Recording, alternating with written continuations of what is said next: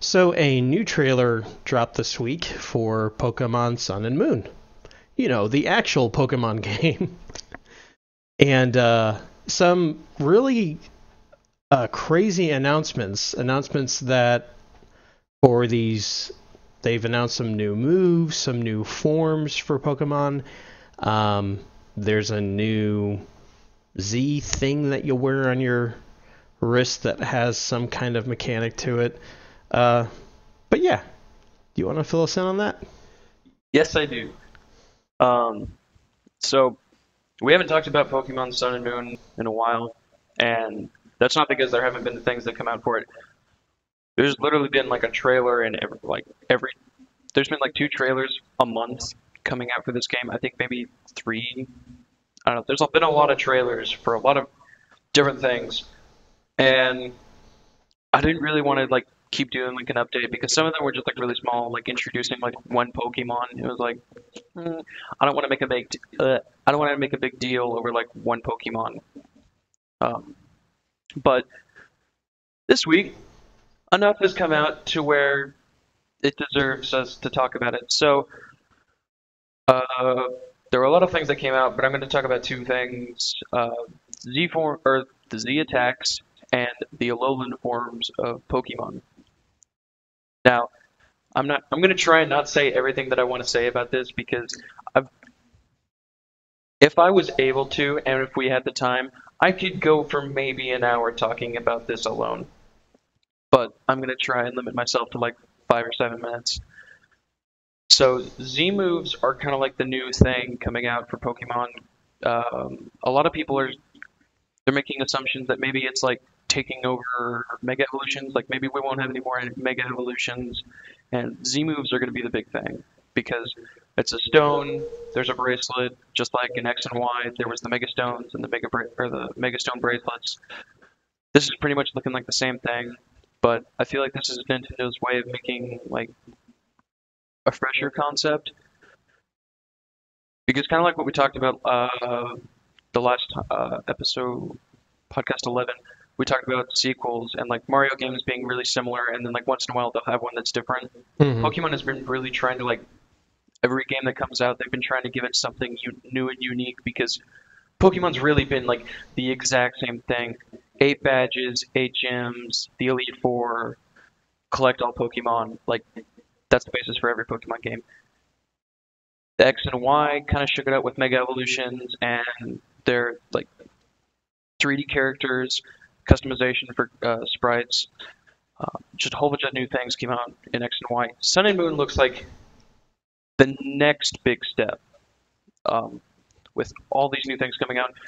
And for people who are saying that like maybe Z moves are replacing Mega Evolutions, I feel like that kind of is the case, just because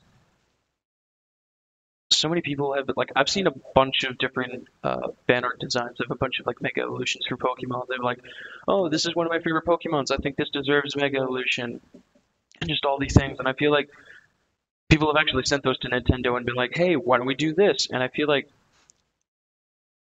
if every Pokemon that people wanted to have a Mega Evolution had a Mega Evolution, it would just get to the point where it's just like ridiculous. Like more than half the Pokemon in the Pokédex would have Mega Evolutions, and you know, I feel like Nintendo just wanted Mega Evolutions to be like a unique thing to like a certain set of Pokemon, just like either fan favorites or to make certain Pokemon better than they are, or like I don't know, try and make them look cooler. Mm-hmm. Which clearly worked with Slowbro. I mean, the cloister shell just completely enveloping his body, genius, best design. So I feel like Z moves are replacing Mega Evolutions.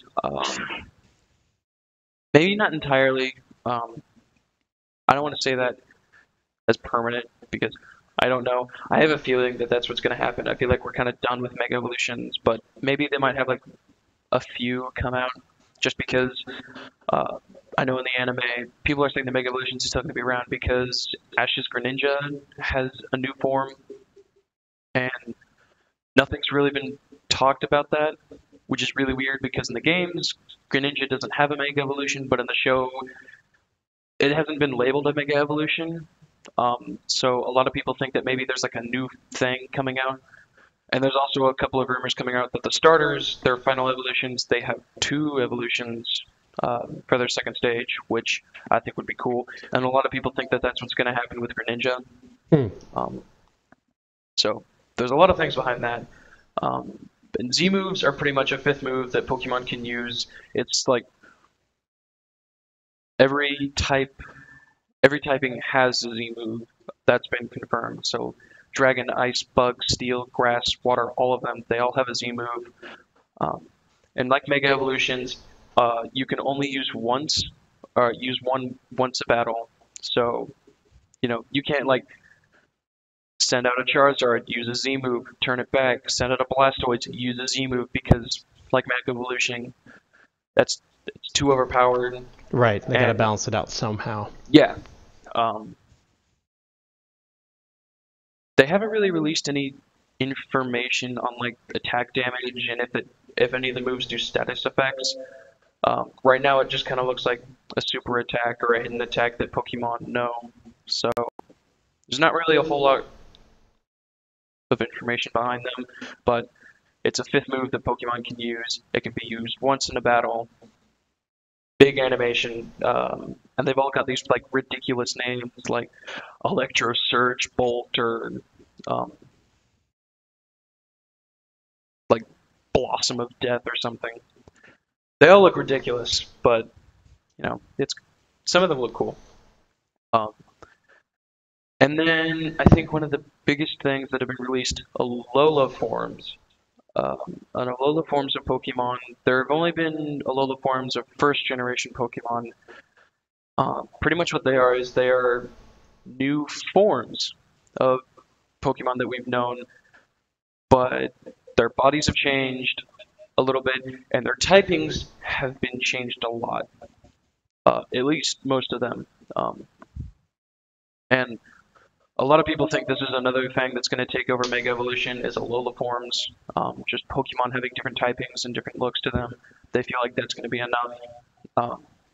And the 5 Alolan Pokemon that we have, that we've seen so far is Alolan Exeggutor, Alolan Vulpix, Alolan Ninetales, Alolan Sandslash, and Alolan Sandshrew. Alolan Exeggutor is no longer Grass and Psychic, he's Grass and Dragon, and I'm sure you've seen this. Even if you haven't seen the trailer for this video, I'm sure you've seen Alolan Exeggutor, because ever since this video came out, he's been like the biggest meme since Arthur. It's just ridiculous. His neck is just huge. And I think the design for him is dumb. And I think if there was to be a grass dragon, in my opinion, I think it should be Tropius. I'm going to leave that there because I could go on a while for that. Alolan Vulpix and Ninetales are no longer fire types. They are Vulpix is not Vulpix is ice type, and when it evolves, Ninetales becomes ice and fairy type. Now these forms look absolutely beautiful. They look amazing. Ninetales looks even more majestic than it used to. Vulpix looks adorable. I think these look great. And then Sandshrew and Sandslash are no longer ground, they are now ice and steel. Which makes sense. Yeah. The steel part is a little...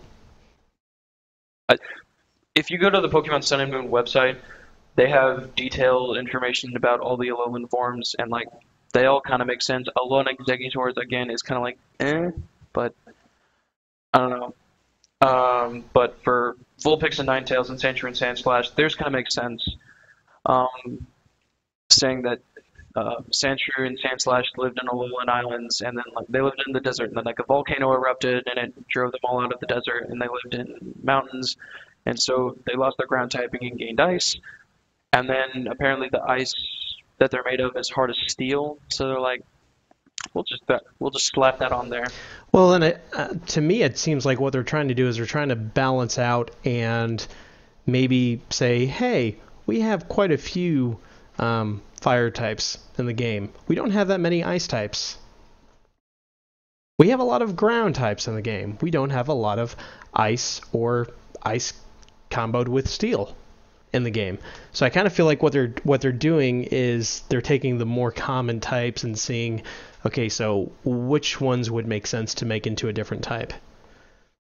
I think that's one of the motivations behind them changing up the types a bit. I can see that. And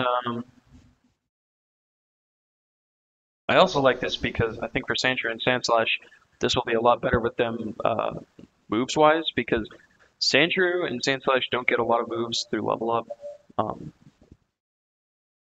which is pretty bad. I think in first generation, the last move that Sandslash can get, I want to say it's Slash. It's like Slash or Fury Swipes. It's bad. It was not a very good Pokemon in Gen 1, and then as ground types started becoming more and more strong, I don't think it can learn Earthquake by level up, but it can learn it by TM, and it's able to learn a lot more TMs, which will make it kind of strong. But I feel like with this, there's a lot of really good moves that they'll be able to learn. Ice Punch, Steel Claw, Iron Head, Iron Tail, Icy Breath, just a lot more ways to make this Pokemon better. Does have a 4 times weakness to fire now, but I mean, Ice and Steel types are both pretty bulky, so Yeah. I can see why they did that. Um, and a lot of people have been saying that there are more Alolan form Pokemon that are going to be released soon. And a list of them has been going around saying that we're going to see the Abra family. They're all going to be fighting types instead of psychic types. Um, Weird. I I feel like it could work, maybe. I've heard some funny concept of like Alakazam using like his spoons get bigger and he just beats people with them. I Well, think that'd be funny. isn't that kind of like his exclusive move anyway? Something to do with spoons? Mm-mm. No? I don't think so. Hmm. That would be cool. Or funny, not really cool. Um, Growlithe and Arcanine being water types. See, there's too many water types as it is, There though. are, and I was just thinking about like what you said about like fire and ground types, like making a lot more types that aren't more common. Like there's not a lot of ice types, there's not a lot of steel types, which makes sense to have ice and steel. Hmm. And fairy isn't very common. And although dragon types are usually seen just everywhere in all Pokemon games just because they're the strongest typing, there's not actually a lot of dragon type Pokemon. And for water, like I think water is the largest typing group.